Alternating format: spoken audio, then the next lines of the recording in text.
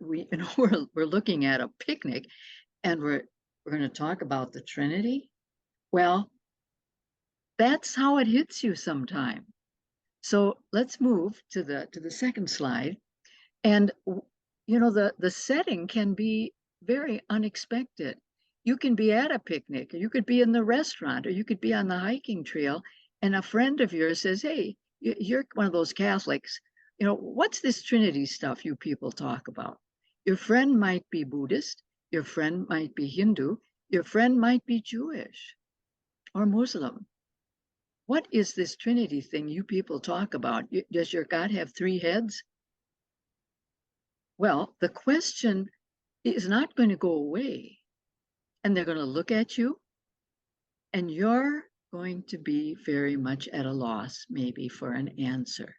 Well, hopefully after tonight, you won't be, but that'll come at the discussion time.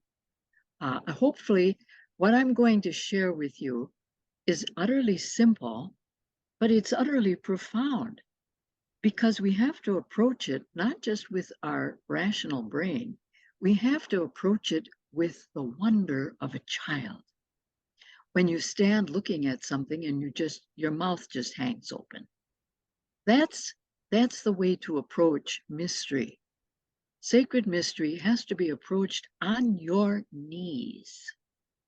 Otherwise, you will never properly understand it. Your mind becomes autocratic. Your rational mind becomes very much of a bully and will make all sorts of demands. And you're going to have to just tickle it and make it burst into laughter. You're going to have to just know that the only way to deal with a mystery as absolutely stupendous as this is through wonder. Now, that doesn't mean you're not going to use your mind, but you're going to be using metaphor a lot, because metaphor is what Jesus referred to, his parables and his images. He knows how to hook us. He knows how to get our attention through very simple examples that we can relate to. And so to begin this conversation and the question, what's this Trinity business? You're going to have to, just go back to your wonder, and we're going to become quite creative, and we will not be a loss for the answer, for some kind of answer. So let's proceed. We've got a problem. If you haven't noticed, we've got a problem as Christians, and as Catholic Christians who were trained in the Baltimore Catechism, many of us, and we don't have a good scriptural background, or we obtained it a little later in life. Three-ness in oneness is counterintuitive to us. It is a contradiction in terms, and that's the end of it. I'm never going to understand it, so I shouldn't try, and I just say, it's a mystery. No, no, no, no, no, okay? It's not that counterintuitive. And so we're not gonna just get sold on that excuse. Why is it not counterintuitive completely? Well, I'm going to suggest you begin with yourself. You are a person. You are an entity. And you speak. You not only are a quiet, silent entity, but you have a language, a mother tongue that you've spoken since a child, and you share your ideas through your speech. And then you don't only talk, you act out, negatively or positively. Now, those are three distinct things. The mystery of your silent self,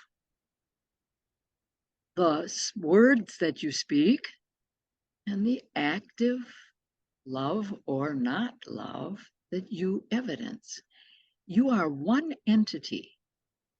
Well, you're going to say, well, that's a problem, because we use the term person. And we say there are three persons in one divine being. And so I'm going to suggest to you that one of the most healthy things we can do in talking over a beer about the Most Holy Trinity is not to use the term persona, person. Now that's sounding like a heresy, but I'll explain myself. In the ancient times, the word three persons by the 4th century came to be in vogue. You might guess it, from the Greek stage. The Greek stage was a very popular event for the populace in those days. And very, very often there would be someone who would come out on the stage with his, and it was usually his, hands behind his back. And he would begin to narrate a tale, a fascinating tale. And then all of a sudden, one of the hands from behind his back would come out and a mask would go on his face, and he'd be the first character in the story. And then the mask would disappear again behind his back, and the narrator would go on.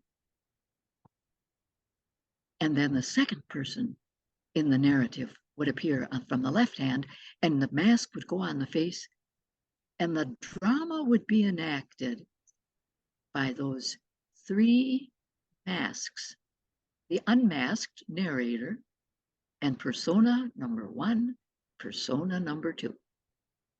The early church fathers grabbed this imagery to try to explain one actor, but three personas: the narrator and character number one and character number two. And the words stuck. Three persons in one God. Goes all the way back to the 4th century. Now, why did they have to deal with it in the first place? Because the different, what you might call, well, let's call them what they were. The different heresies regarding the teaching of the apostles were becoming multiple. You had the heresies of Arianism, which taught that Jesus was only human, there was nothing divine about him. And you had the heresy of Donatism, which was he's only divine, there's nothing human about him. And the Trinity took a back seat. It was taught, but it used the language of the Greek stage. Not much more was done until Athanasius came on the scene, and the two Gregories and Basil, the Cappadocian trio. They were challenged to explain the Trinity because the creed was needed to be a passport. The ancient Nicene Creed became a passport for what we would call an authentic apostolic Christian community. The non-apostolic Christian communities became heretical. They became Gnostic very often. And the church had a great need to distinguish the real and authentic from the deviants that were beginning to spread in different cult groups. Today, the word three persons is absolutely unhelpful because we have a psychological understanding of a person as a completely separate entity. And so we are caught between history and modernity. We are psychologically nuanced, and we know that when you're talking about a person, you're talking about a completely unique subject, a human subject. Well, what are we to do with this? Well, we have to deal with the counterintuitive, and so let's move on to the next slide and see what we do. Simple grammar can help because we're going to be finding out that when we make a distinction, our logical minds automatically make a separation. So we have to use something by which you have a distinction, but you do not have a separation. Voila. If you tell me you're a speaker, how am I going to know you're a speaker if you haven't spoken? And how am I going to know you've spoken if I don't hear you speaking? Those are distinctions. The speaker from the spoken and the act of speaking are distinctions. But take one away. Just, if you just can imagine, put your finger or your hand over one of those words, take one away and the whole triad falls apart. If you don't have something spoken, you can't call yourself a speaker. And if you don't have speaking going on, you cannot say that you have spoken. Second example, let's look at singing. How do you know you're a singer? Well, you better sing me a song. Otherwise, don't call yourself a singer. And how do I know you gave me a song if I don't hear any singing? What is happening here is grammar. It's just grammatical. But it shows us a dependency. And that's where Athanasius went. Athanasius said the only distinction in the mystery of God is relationship. And so we go to the third example, lover, beloved, and the loving itself. The lover can be silent. But if the lover speaks its love to the beloved, you have a word. And if that lover is speaking a word to the beloved, it is loving. And so you have the closest of those triads coming to what we hear John wrestling with in the prologue. The beginning was the Word, and the Word was with God, and the Word was God. How? It's God's self-expression.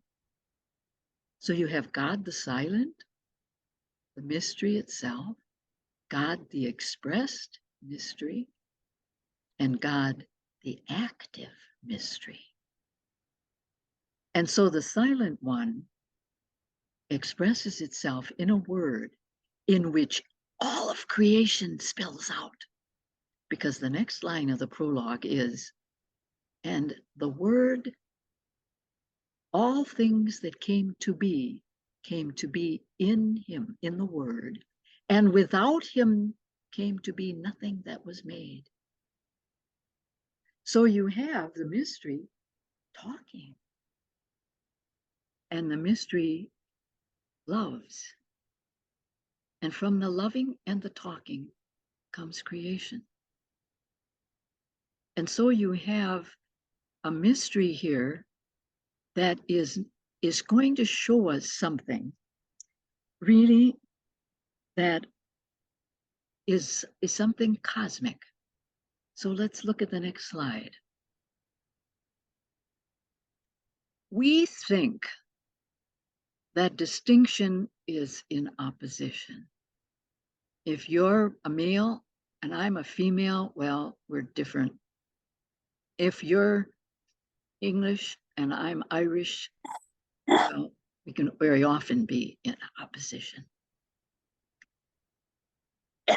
We need to learn that distinction can actually be necessary for unity, as it was in those three triads.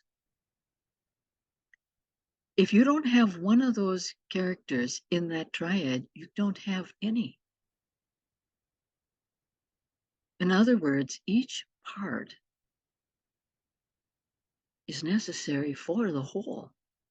Aha, we're getting close to what we call a hologram, aren't we?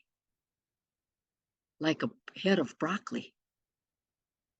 A head of broccoli isn't a head of broccoli, except for the 1,000 little heads of broccoli that make the head of broccoli. Take them away, and you don't have a head of broccoli. You don't have the unity. Aha! What does that say about the cosmos? What does that say about nations? What does that say about peoples? What does that say when we talk the language of evolution in Chardin, when everything is one? What is going on here? Is this a Trinitarian pattern that we will not realize all of our full beauty until we are together? Where is evolution going? Now, I'm not going to answer all those questions. We can bring them up in the discussion. All I'm saying is it poses the questions. And so we get to the point really where we are finding out that the Trinitarian mystery, which is a mystery that speaks itself and then pours itself out in self-giving love, makes what God is. And if you take one of those three things away, either the mystery itself, or the expression of the mystery, or the acting out of the mystery, you don't have God. So that the distinctions, and they are distinctions, are not separate. They are not separate. Now, what we need to do then is say, do we have any example of this other than like myself, who is a mystery to myself even, and yet I talk and reveal myself and then I act out? Well, maybe that's what it means to be in the image and likeness of God. Maybe that's an explanation for that little line of scripture. I'm the image and likeness of God because I'm a mystery and I speak and I act out. You can talk about that at a picnic, and you can talk about that on a bike too. Let me show you something in art that captures this. It is found in some of the ancient cathedrals. It is found somewhere, and you won't know what to call it. It's called the 3-in-1 and a tri-unity. And so I'm going to give you two examples of it. You'll see what I mean. So if we can just go off screen a bit, Phil, for a minute. Take the whole thing down. Good. This is Irish, but I'm not going to be able to show it because I have to have full screen to show it. I have it in my hand here, but I'll hold it up and you'll see it in my little picture. This is an Irish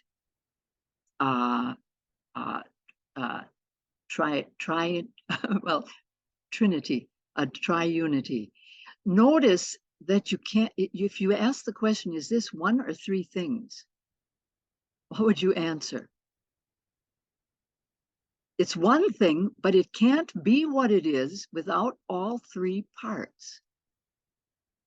Now, I'm going to show you, that's Irish, that's a Gaelic art depiction. This one is from Nicaragua. It's from the Caribbean. Done in leather. Notice again, if you say, is it one or is it three? The Trinity symbol is you can't see it. Let me get some light on it here. Okay, the other one shows it a little more clearly, but each of the parts swings around. They meet in the middle, but the three wings are part of the other. The one wing is part of the other two wings. They are distinct, each in their own entity, but they are not separate. They are in what we call paracoresis. Paracoresis is a dance within a dance within a dance. That's Greek for a dance. That's exactly what the word means. So, in other words, sorry, I'm going to go back. Sorry, uh, it's too bad, but Patrick, I'm sorry if I offend you, but the three-leaf clover doesn't work, Patrick, and neither does the triangle. I'm sorry. It's a good try, but it's not quite accurate, because the three leaves of the Trinity are not in one another. They have to be paracoretic, and they're not. Same with the triangle. The three angles are there, the three sides are there, but they're not in one another. In other words, what we're saying is the Father is not the Father unless the Son is there and the Spirit is there. The Son is not the Son except the Father is there and the Spirit is there. And the Spirit is not the Spirit unless the Son and the Father are there.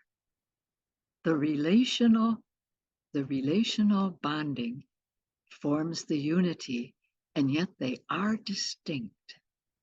Now, what does that say about the fact of honoring our distinctions and yet the unification that evolution is pointing to? What is the omega point? Well, we say we're going to be in God, and that the sacred humanity of Jesus is in God. This is the time to get on your knees. And so I'm going to suggest a form of prayer for you as we close on this, to really that you might just have to just sit and with your mouth open, because that's the fitting response to something so majestic as this. Something that is so much a part of creation that it's imitated even in a head of broccoli, that it is so close to you that you will remember it when you sing a song. It is so concrete that it's all around, and yet we have abstracted it to oblivion, and therefore it becomes ungraspable. It becomes something so beyond us that we won't even attempt to talk about it. So I'm going to suggest a prayer that might help. We will use imagery, but we're also going to use absolute silence. If you will go to the scripture in your head of the burning bush, we're all familiar with that. Poor Moses, it's very curious. He says it's burning, but it's not burned up. I got to go over and take a look at this. And the first thing he hears is a voice that says, take off your shoes. Now, if you're a Middle Easterner and you take off your sandals, you're in trouble. You got rough territory in the Middle East, rocky, sharp stones, and your dear footsies are going to get pretty banged up. So taking off your shoes is a call for vulnerability. It's a call that you're going to have to tuck your rational mind under your arm, the way the dove, Catherine Doherty always said, the dove sleeps on one leg with its head under its wing. Well, I don't suggest you try that, but I'm going to suggest that the metaphor tells you your reason is going to go bonkers. Your reason is going to be silenced. You can't figure this out. So tuck it under your head, tuck it under your arm, and just stare at the burning bush and let your mouth hang open. But at that point, don't go around that bush and see all the interesting shrines that are around it. No, no, no, no. Too many of us get captivated by fascinations around that burning bush. No, no, no. With your shoes off, go into it. You say, well, I'm going to get burned. Yes, you are. All your egoism, all your self-interest, all of your greediness is going to be consumed. Sit down. Sit down on a branch in that burning and let that fire wrap you around the way your grandma used to say, come here, come here. And you ran across the room and she grabbed you and she said, gotcha.